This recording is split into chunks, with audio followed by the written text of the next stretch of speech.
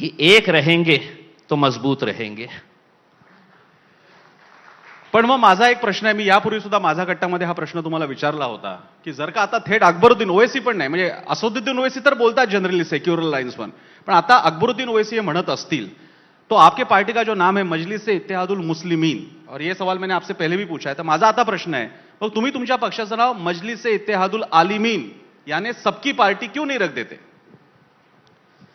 तर दुर्दैव हे आहे की सगळं लोक नावाच्या मागेच लागलेले आहे. माझ्या शहराचं नाव बदला. हे प्रश्न बघा, सगळे जातींचे एक एक पक्ष आहे. तुम्ही अकाली दलला हे का नाही बोलतो? अनेक असे पक्ष आहे ज्यांना आपल्या, पण what is there in a name? काम महत्वाचं आहे का नाव महत्वाचं आहे?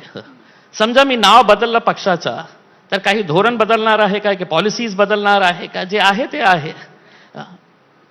तर मला असं वाटत नाही की हे इतका महत्वाचा प्रश्न आहे. हे खरी गोष्ट आहे की AIMM पक्षाची जेव्हा स्थापना झाली होती आणि आजपर्यंत प्रामुख्याने मुस्लिम समाजाचा सोशिओ इकॉनॉमिक पॉलिटिकल आपण कशा त्यांचा अपग्रेड करू शकतो याचा एक प्राईम फोकस आहे. याचा अर्थ हे नाही आहे की दुसरं जे दुर्लक्षित हे आहे समाज आहे त्यांना आम्ही सोबत घेऊन चालत नाही. माझ्या शहरामध्ये तुम्ही बघा, अनेक दलित समाजाचे लोकांना आम्ही तिकीट दिले, निवडून आणले, त्यांना महानगरपालिकेमध्ये विरोधी पक्ष नेत्याचा पद दिला. अनेक असे हैदराबादमध्ये अनेक असे लोक आहे जे OBC समाजातले, हिंदू समाजातले लोक आहे. उत्तर प्रदेशमध्ये अनेक राजपूत समाजाचे लोक आमच्या पार्टीचे पदाधिकारी आहे आजच्या घडीला. तर काय आहे की अकबरुद्दीन ओवैसी जेव्हा ते बोललं होतं तर दर न्यूज बुलेटिनमध्ये तो विषय होता, चर्चेचा मुद्दा होता. आता इतका चांगला बोलला, माझी विनंती आपल्याला आहे हे पण दाखवा ना दर बुलेटिनमध्ये, सगळ्या बुलेटिनमध्ये हे पण दाखवा आणि सांगा लोकांना की बघा या माणसामध्ये कसा परिवर्तन झालेला आहे. देशासाठी चांगलं आहे, महाराष्ट्रासाठी चांगलं आहे. परिवर्तनचं तेलंगणामधलं माहित नाही, महाराष्ट्रामध्ये वेगळं परिवर्तन चालू आहे. महाराष्ट्र एकीकडे 1707 मध्ये पण है जब औरंगजेब का इंतकाल हुआ था, और हम यहाँ पे भी अभी 21वीं सदी में भी है. मला तुम्हाला प्रश्न विचारायचा आहे, जी आता कॉन्ट्रोवर्सी सगळी झालेली आहे ती छावा फिल्म हा त्याच्यातला स्टार्टिंग पॉइंट होता, अबू आझमीचं बोलणं हा त्याचा स्टार्टिंग पॉइंट होता की औरंगजेब काय चांगलं केलं काय केलं असेल ते, का नितेश राणेंची विधानं त्याला कारणीभूत होती? स्टार्टिंग पॉइंट कोणता होता? कुठून सुरू झालं सगळं? तुमचं काय आकलन? मागच्या 1 महिन्यापासून जे काही घाणेरडी राजनीती आपल्याला बघायला मिळत आहे, दररोज माझ्या घराच्या समोर पत्रकार येऊन उभे राहतात, सर कुछ तो बोल दो ना. म्हणजे इतकं लाईटली की मी काहीही बोललो तर कुठेतरी एक बातमी आपल्याला तयार करायची आहे. कुछ तो बोल दीजिए ना सर.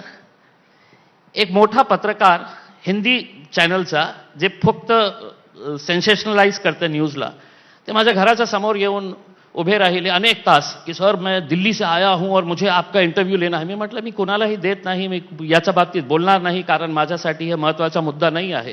तर ते माझ्या ऑफिसमध्ये जाऊन बसले आणि त्यांनी मला विनंती केली, सर मैं इतनी दूर से आया, आप भी पत्रकार थे सर, थोड़ा सा इंटरव्यू दे दीजिए ना. मी म्हटलं ठीक आहे विचार. त्यांनी 10 प्रश्न विचारले. 9 प्रश्न जे होते ना ते पाण्याचा प्रश्न कसा आहे, इथे काय आहे, तुम्ही कशाला पराभव झाले, हे सगळं होतं. आणि 10वा प्रश्न होता, आप औरंगजेब को अच्छा मानते हैं या बुरा मानते हैं? मी म्हटलं राजा, जितकं तुझं वय आहे ना तितकी पत्रकारिता मी केलेली आहे. 24 वर्ष मीही पत्रकार होतो. हे जे 9 प्रश्न तू विचारले ना, तू दाखवणारही नाही, तू फक्त बिल्डअप करत होता, तुला फक्त दाखवायचं आहे 10वा प्रश्न. उस पत्रकार से तो मैं अच्छा हूं, मैंने पहले ही बोल दिया. प्रसन्न, मी तुमचा फॅन आहे. मला 4 चॅनल्सच्या निमंत्रण आला आणि समजा मला कोणी सांगितलं की प्रसन्न अँकर आहे तर मी तुमच्या शोला प्राधान्य देतो. हे खरी गोष्ट आहे. काय कारण आजच्या घडीला सेन्सिबल जर्नलिस्ट जे काही स्टेटमेंट काही ब्लो अप, आपल्याला सगळ्यांना माहीत असेल की मीही पत्रकार होतो. आज वेगळी हे आहे, मी 12 वर्ष लोकमतमध्ये होतो, 12 वर्ष NDTV सारख्या चॅनलमध्ये होतो पश्चिम महाराष्ट्राचा. तर त्या काळाची जे जर्नलिझम होती ते वेगळी होती आणि खांडेकर सर हे करतील. पण आपण मला जे प्रश्न विचारलेले आहेत काय विचारला ते मी सांगतो. मग सेन्सेशन खरंच हा मुद्दा नाही आहे, तुम्ही आता कितीही वर्जन तुम्ही म्हणतायत विकासाचं विजन वर्जन मांडायचं असेल तर तुम्ही इतिहासाला स्किप करून पुढे नाही जाऊ शकत. मग ते औरंगजेबाचं नाव ठेवायचं की नाही, सिटीचं नाव असो नाही तर कुणाचं नाव असो, तुमच्या प्रत्येक विकासाच्या कामामध्ये भारतामध्ये बोलत असताना हिस्ट्री तुमच्या डेव्हलपमेंटच्या फ्युचरच्या मध्ये येणारच आहे, तुम्हाला रिव्हिजिट करावं लागणार आहे. आणि म्हणून मी तुम्हाला सिरियसली विचारतोय की हे सगळं चाललेलं आहे. आज मुसलमान समाज कुठल्या तरी मायनॉरिटी डेमोक्रेटिक पार्टी नागपूरच्या त्या माणसाच्या मागे जाण्यापेक्षा इम्तियाज जलीलचं ऐकायला मुसलमान नक्की जास्त त्यांना इच्छा असेल की इम्तियाज जलील क्या कह रहे हैं, तर ते सांगा तुम्ही. नाही, पण प्रसन्न आपण साध्य काय करणार आहे? म्हणजे माझी तर अपेक्षा हे आहे की सगळे जे जर्नलिस्ट महाराष्ट्रामध्ये आहे त्यांनी युरोपियन देशांमध्ये जाऊन, युकेला, US ला जाऊन, जपानला जाऊन तिथे काय प्रगती सुरू आहे आणि आपण कुठे आहे हे विचार करण्याची आवश्यकता आहे. 400 वर्षापूर्वी काय झालं होतं, त्यांनी किती क्रूरता केली होती, मग त्याचा हिशोब इम्तियाज जलीलला तुम्ही कशाला विचारता? मी काय हिस्टोरियन नाही आहे, मी काही रिसर्च स्कॉलर नाही आहे याच्या बाबतीत.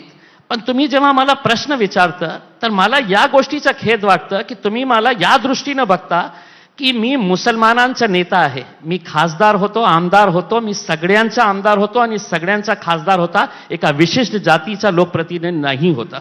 पण जेव्हा प्रश्न